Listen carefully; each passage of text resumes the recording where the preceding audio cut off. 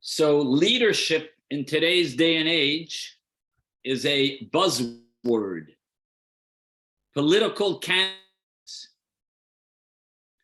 stand on the stage and they say why they're appropriate to be an opponent and to become a leader of a state, country, and so on and so forth.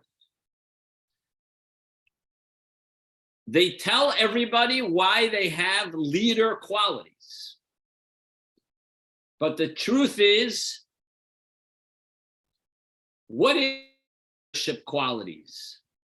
What qualifies someone to become a leader?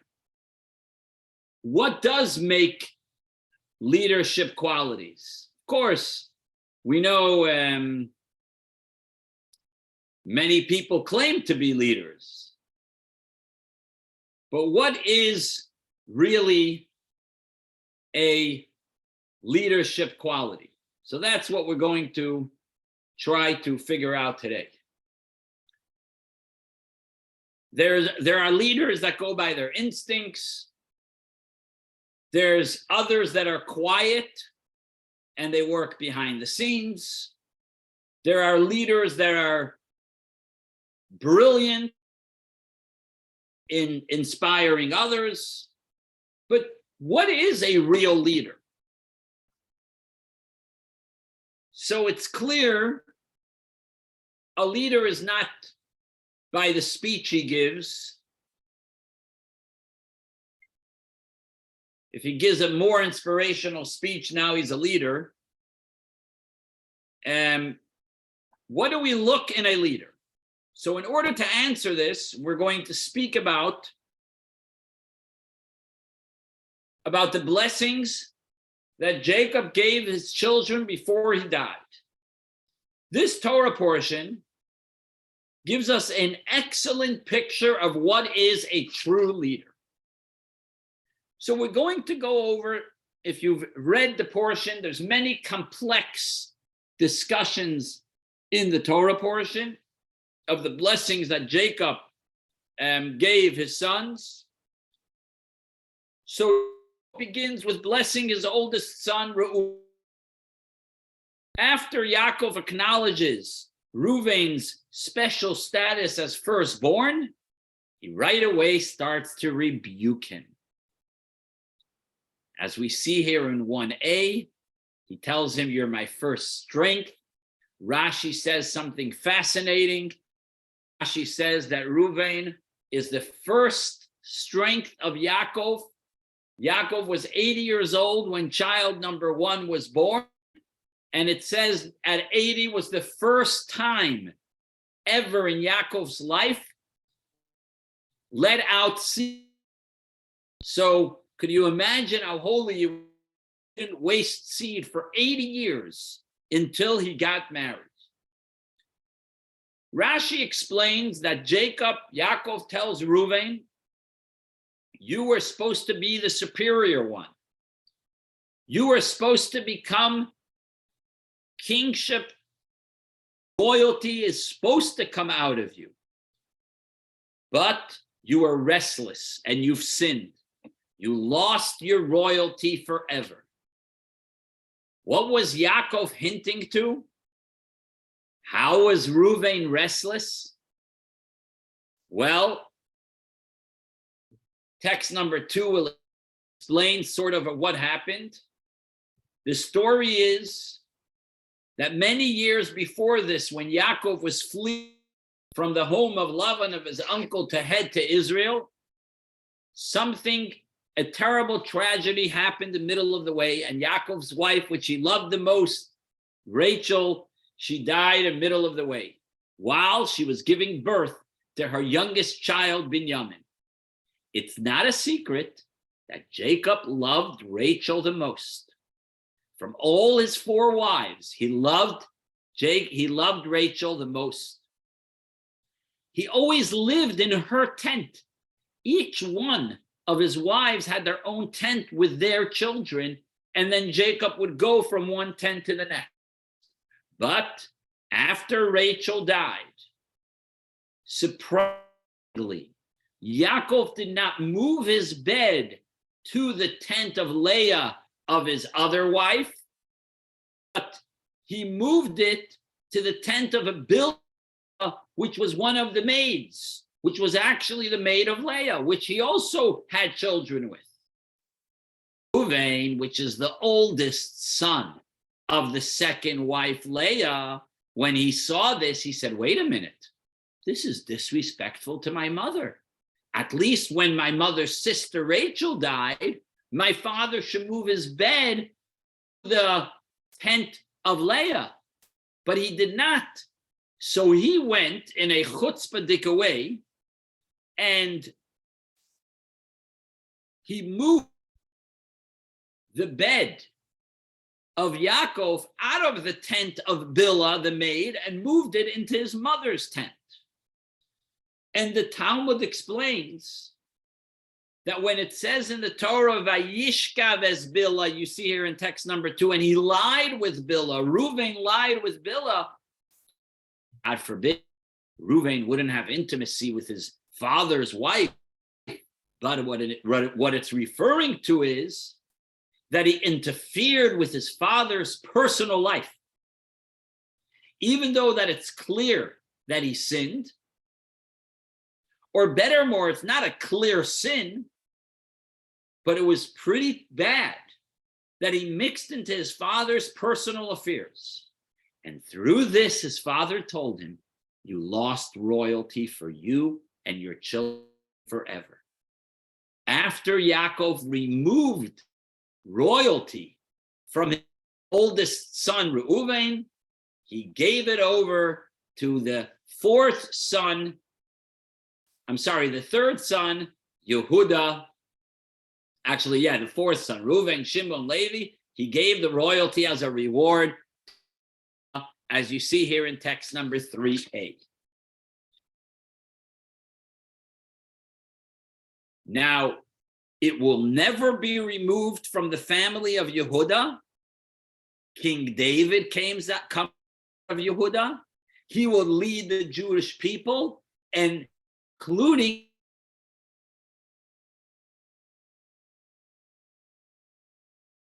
why was Yehuda rewarded with royalty?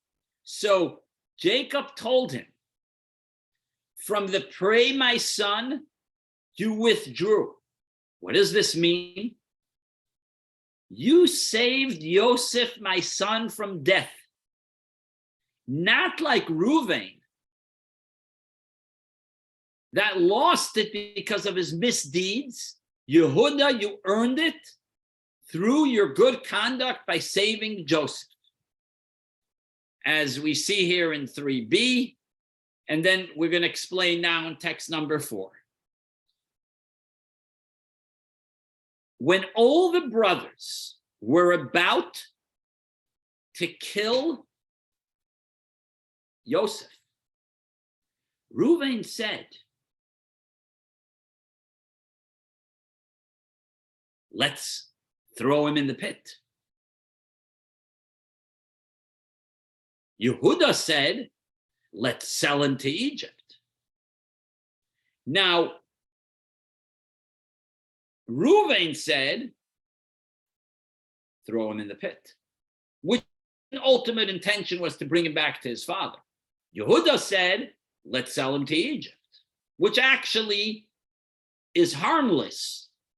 The pit could be a death trap, which we'll get to in a moment.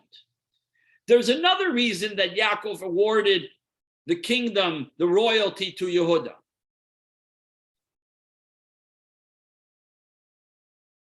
We all know the behavior, as we discussed a few weeks ago, the behavior of Yehuda with his daughter-in-law Tamar.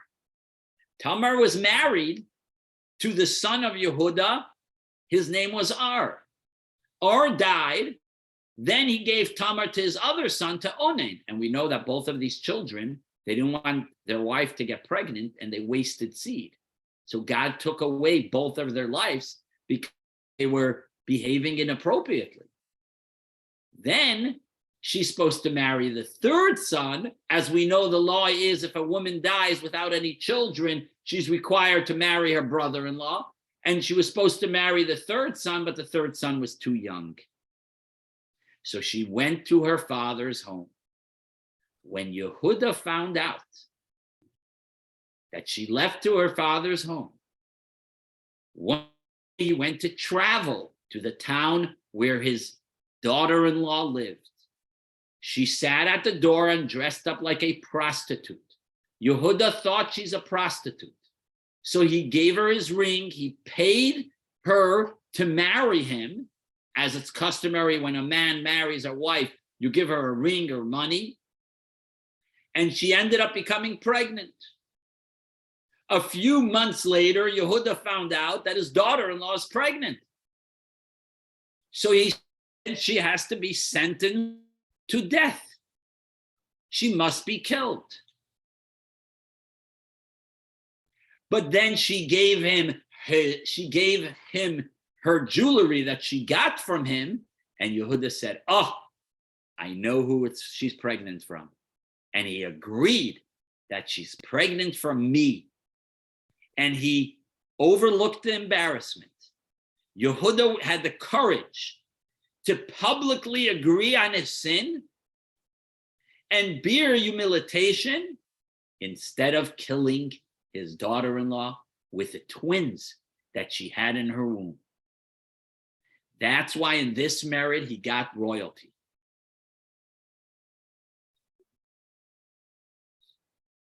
Now, if you put side by side Reuven's behavior and Yehuda's behavior, Reuven couldn't control his impulse and he's unfit to be a king. But wait a minute.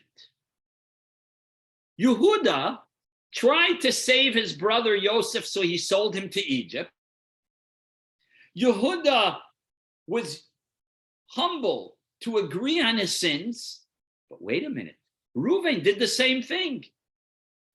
In a way, Reuven was even greater. Look at the story of Yehuda and Yosef. You wanted to sell him to Egypt. Reuven wanted to throw him to the pit. And in the end, he wanted to return him to his father. That was the ultimate plan. More so, Yaakov told Yehuda, "You saved Yosef." It was Reuven that saved him. All the brothers wanted to kill Yosef. Reuven said, no, can't kill him, throw him in the pit. That saved his life. Why is Yehuda the hero? Why didn't Reuven get the royalty? Reuven should be greater than Yehuda because he wanted to return Yosef to the father. Yehuda wanted to get some money. It was a business deal here. He wanted to sell Yosef to the Egyptians and make some money. So what brings Yehuda to royalty more than Reuven? The same thing is the second thing when Yehuda agreed. And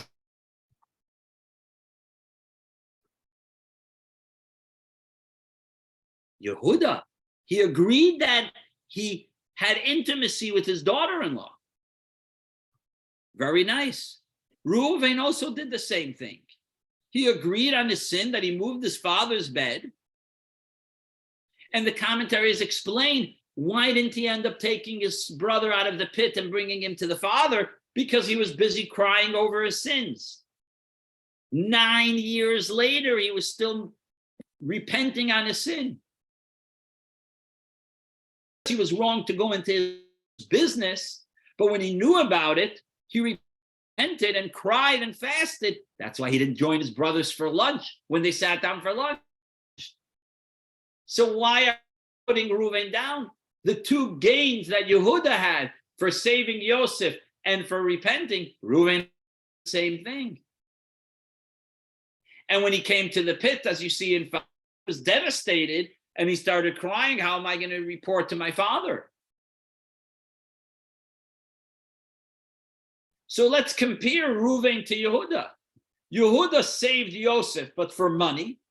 Reuven saved him back to the father. Yehuda agreed on his sin, but for one moment.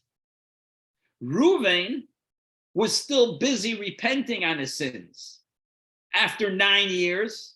So why was Reuven stripped from the position of royalty in Yehuda's favor?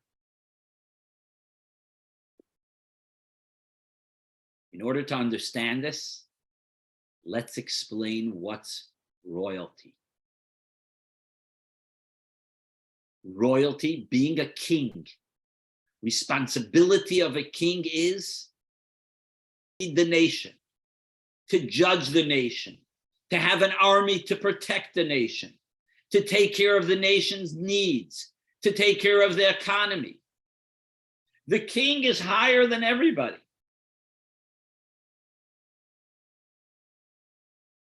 He's not part of the congregation. He's above the community.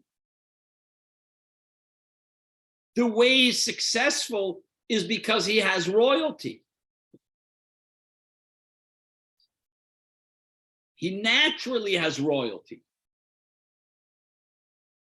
Different than the trades of kindness and severity. You know, you could feel kind about others. You feel kind. You want to be kind to others when you see others. But royalty, you cannot be a king without a congregation. There could be a nation without a king, but there can't be a king without a nation. There's no such thing. A king, be a king over cats. Just doesn't work that way. You cannot say you're a king over all the room. There has to be some comparison. You can maybe take care of them, but it's not considered royal. Royalty is a congregation of humans. You become royal over them. The Medrash explains, even God, the King of all kings, cannot be a king unless he has a nation. And that's what we do on Rosh Hashanah. We crown Hashem as our king. So the first thing that Adam did when he led everybody to crown Hashem the king. And another point of royalty.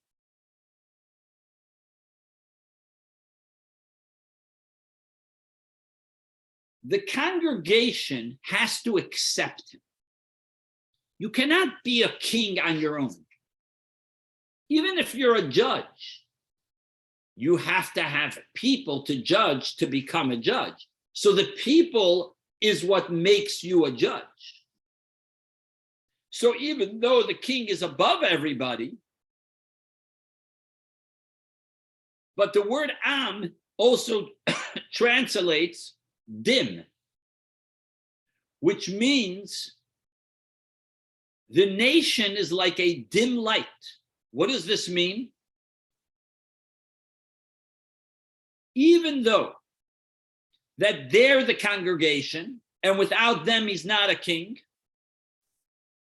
the king also has to respect the congregation. Everything he does is for the nation. When he forgets that he's for the nation, he's no more king. Kings have many laws. Caring, passionate, no arrogance. Do not judge quickly. Like the Maimonides says in text number 8, goes into the details. Do not judge quickly. Have mercy on adults and children. Have mercy on the rich and the poor. Have mercy on the ugly and the beautiful. Have mercy on all kinds of people from different circles. Lead them to their success. This is what a king is all about. The king is above the nation. Of course, But the way he behaves affects others, and that's critical. Royalty means to give up your existence for the success of others. And therefore, if someone is too caught up with himself, he cannot be the king. A king has to put himself aside. His spiritual, his physical existence put aside for the nation. Of course, he needs a palace and wealth and good horses, but that's only for the office in order that everyone should listen to him. If he's going to walk around with shorts and a t-shirt, he's not going to be respected. He needs to have nice clothing for the respect that others are going to give him. It's for others. The true leaders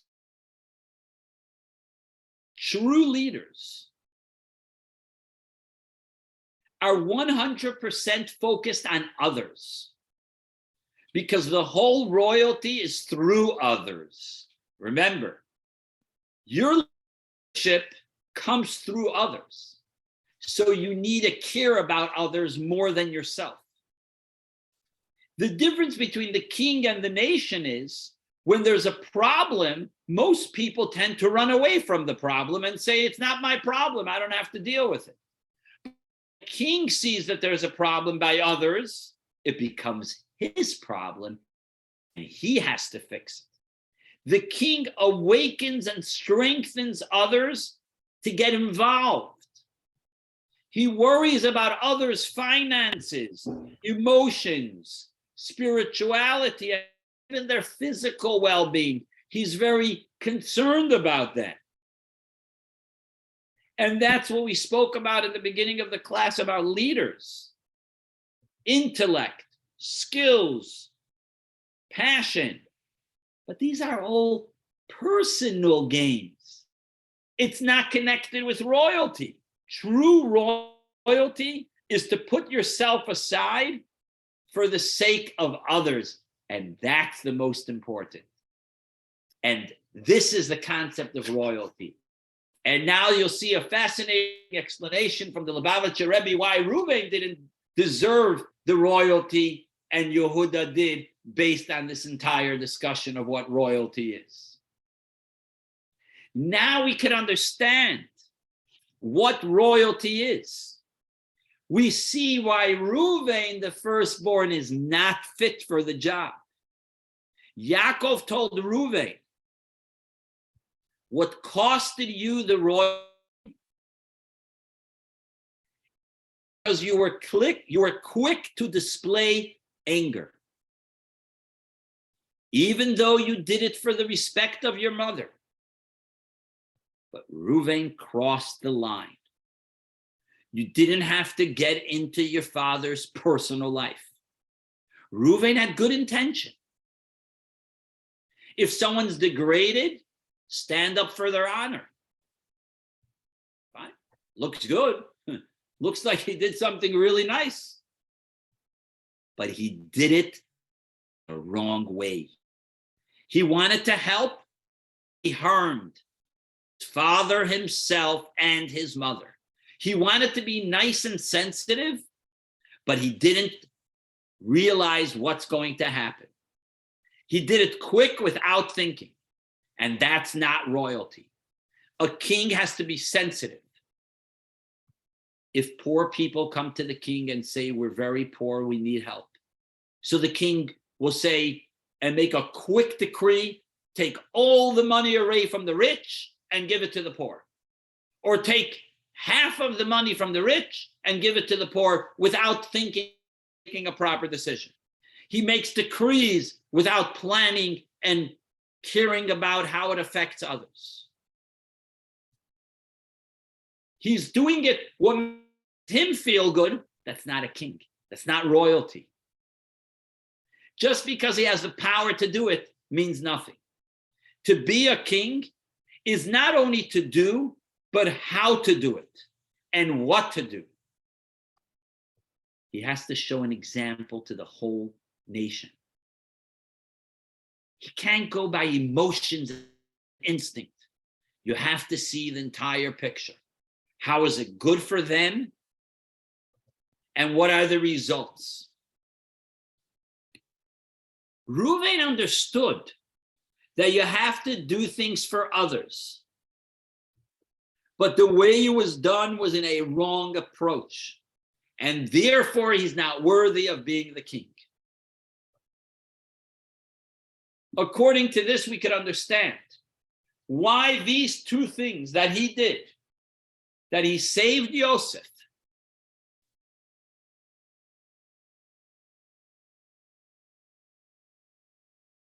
and his repenting costed him royal qualities. We asked before why he awarded Yehuda over Yosef, over Reuven, even though Reuven seemed to be doing such great things. Reuven wanted to return him to the father, and Reuven repented on his sin. Answer is as follows. We're going to explain what Reuven was lacking when he was throwing Yosef in the pit. Reuven threw him in the pit. Of course, he saved him from death. But he threw him in a pit where no one knows what could happen in the next hour or two. He could get bit by a snake, and that's it. Reuven wanted to save him and bring him to his father, but he didn't do it. Why? Because he was busy with himself. He was busy repenting and fasting, again, for himself. Beautiful behavior, but caught up in himself. And of course, he wanted to bring him back to his father, and he was busy repenting, but he had good intention, but it was personal. Look even further what we see here in text number 10. Praying and fasting, of course, it's a very nice thing. But your brother is in a pit and you're busy praying? Go out, grab your brother and bring him to his father. And the end was he couldn't bring him to the father because Yehuda quickly went and sold him to the Egyptians. And that was it. So in a way, Yehuda took him out of the pit and actually said, ultimately, he's the one that saved his life. If you look even deeper, you will see another couple flaws in Reuven trying to save Yosef.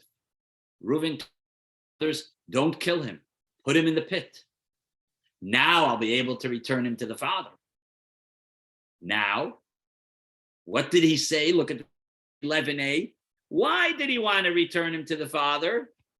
Because he said, then the father is going to be mad at me because I'm the oldest. I want to return him to the father because if I don't, the father is going to blame me. Again, he's talking about himself. I'm concerned that the father might blame me. So ultimately, is he concerned about Yosef getting to the father? He's concerned about himself not getting blamed from the father. Another detail, he tore his clothes when he finished praying and he came back. He tore his clothes and he said, how am I going to be able to go back to my father? What am I going to tell him? So again, he's talking about how his guilt is so powerful. What am I going to do and tell my father? And when he thought about the pain of the father, he thought about himself. How am I going to escape father's pain? How am I going to run away? Missing the royalty. Royalty puts himself aside and only focuses on others. That's ultimate royalty. And this is why Yehuda got royalty. Yehuda saved Tamar, his daughter-in-law, from death with the two kids.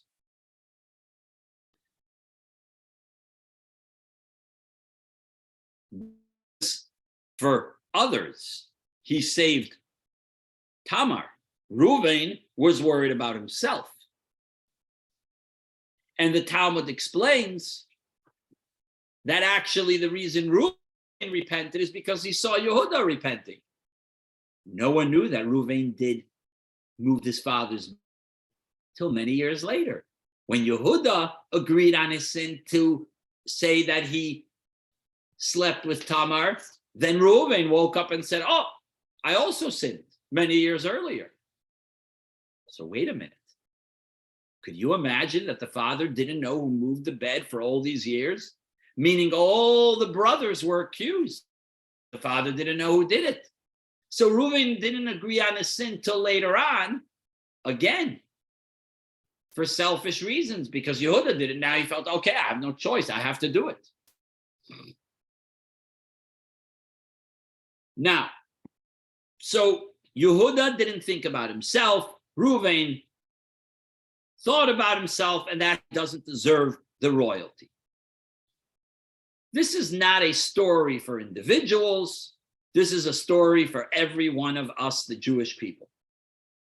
Yehuda is the name of every one of us. We're called Yehudi.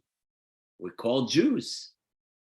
Every one of us has a DNA from Yehuda. Even if you're not a king, you could be a leader. The Yehuda, which is in every one of us, could be a leader. Rabbi Steinsaltz, alav hashalom, said that every child feels, as soon as they're born, to fix and help and repair even the complex. Every child and every person feels that they want to change the world. And it's true, we could save the world. Therefore, Jews are always helping. We're visiting the sick, we're helping the poor. You see, when someone's in danger and they send out a message, all of a sudden, when it's extremely a dangerous situation, many times they're able to raise millions of dollars within days. How Jews are so compassionate and care about others. We care. But Yehuda and Reuven teach us it's not enough to care, but we have to do. And we have to have positive results. Reuven wanted to honor his mother, but at the end, it was even worse. He wanted to save Yosef, but at the end, he didn't save him. The lesson is, since we care, we have to organize a way to care. How and what, and to arrange all the issues. Help because we care and we feel we want to help others. A true helps other people's problems because it's his problem. He helps other problems that are from others because he feels like it's his. I do whatever I could, a true leader says, to get to the desired results. Not to do it so I feel good. Many times I don't. I will do it even if there's no, even if it's not all over Facebook and all over social media and all over Instagram, all over the news. No, I will do it because it's the right thing. Even if sometimes it actually hurts me, then it's effective. If you're doing it for others, it becomes effective. And then you will really be able to help others. But if you're helping others because of your selfish reasons, you will never be able to properly help.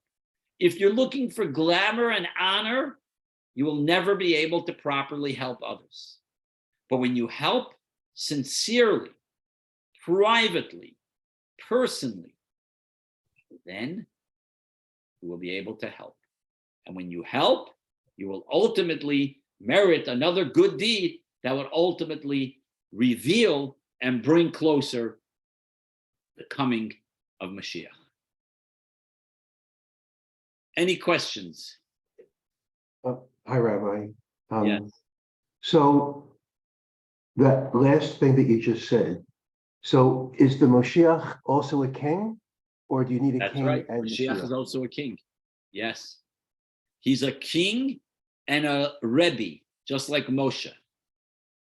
So, but at the time that he would come with all the conditions and everything else, and it's an enlightened world, why would you then need the Moshiach? I get he has to come to, but then like, why do you need him once he's there? In other words, you have Hashem, so why then need a king if once he's come? Well, another point might be is if everybody already behaves and it's Mashiach and there's no more bad or jealousy or evil in the world, why do you need a king? But the point is we're going to need help to move higher and higher and higher in spirituality. To keep moving higher, we're going to need somebody to help us get higher and higher. And that's what Mashiach's going to do. Because in holiness and in spirituality, there's no limit. There's always room to improve higher and higher. But why wouldn't you be praying to Hashem? In other words, no, we will, of course, we will pray to Hashem, but right. The king is gonna lead us, and the Mashiach is gonna inspire us and give us over the messages and the prophecy from Hashem that He's gonna hear. Not necessarily will everybody be able to be a prophet. But the Moshiach will be a king. There won't be a king that is appointed. It's Moshiach that's king.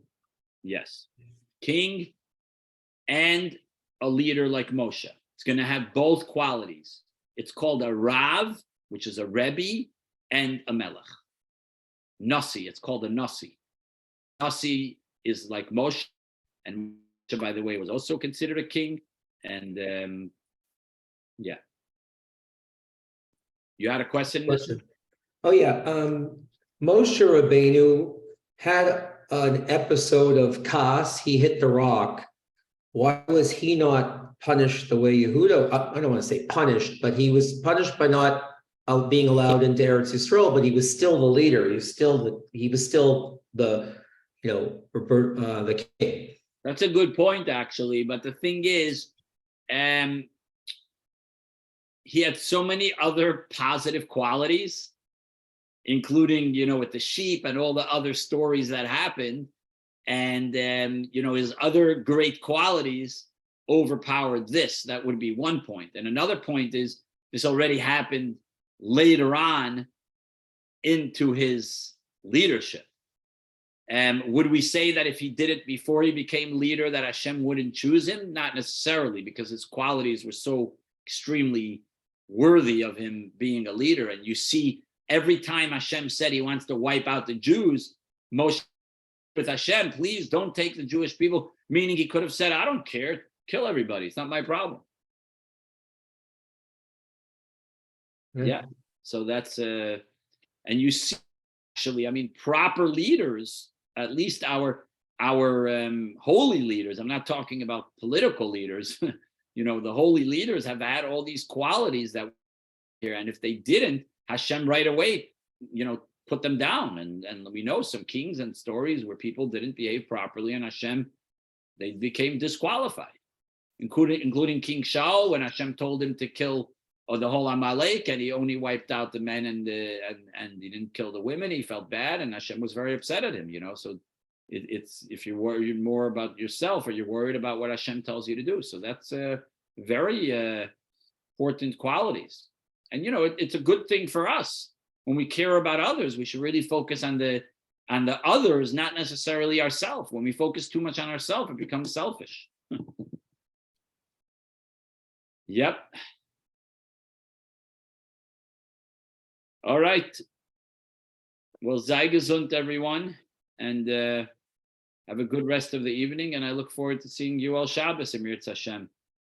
Thank you, Ronnie, how have you been, Ronnie?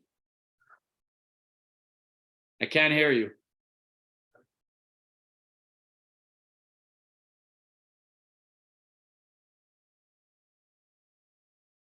All right. I'll see you, Ronnie. I can't hear you because you're on mute.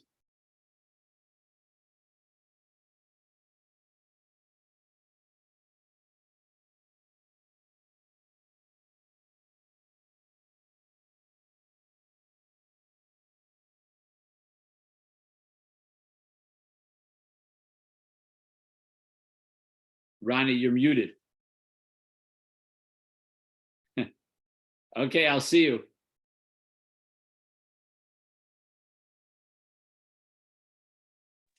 Rabbi. Oh, there you go. I got it going. Hey, Rabbi. How have you been? Good, Rabbi. Very good. Excellent. I'm glad to hear that. Today's sermon was really intense. Thank you. It was great. Well, thank you for coming on. I loved it. It was really fantastic. Ariella's here with me, and she was listening too. How's she doing? How you doing, Ari? She says she's doing good. Thank you, Rabbi. What grade is she in now? She's going to, she is going to what, 7th grade? I'm in 6th grade. She's in 6th grade. She's in 6th grade, Rabbi. She's going to Nordos here. She starts next Monday. Nice. Yeah. Okay. We took her out of a different school. All right. So when Okay, am I going to start seeing you Shabbos during the day? We miss you. I'll see you this Friday night for sure. Okay, Ronnie. We'll take it from there. Thank you, Rabbi. All right. Have a good night. Don't forget, I got something coming. We got to get there a little early. Amen. Amen. Amen. I can't wait. That's the Okay. best whiskey. I got it secretly stored where else somebody I know might drink it. Me. All right. Hide it. Exactly.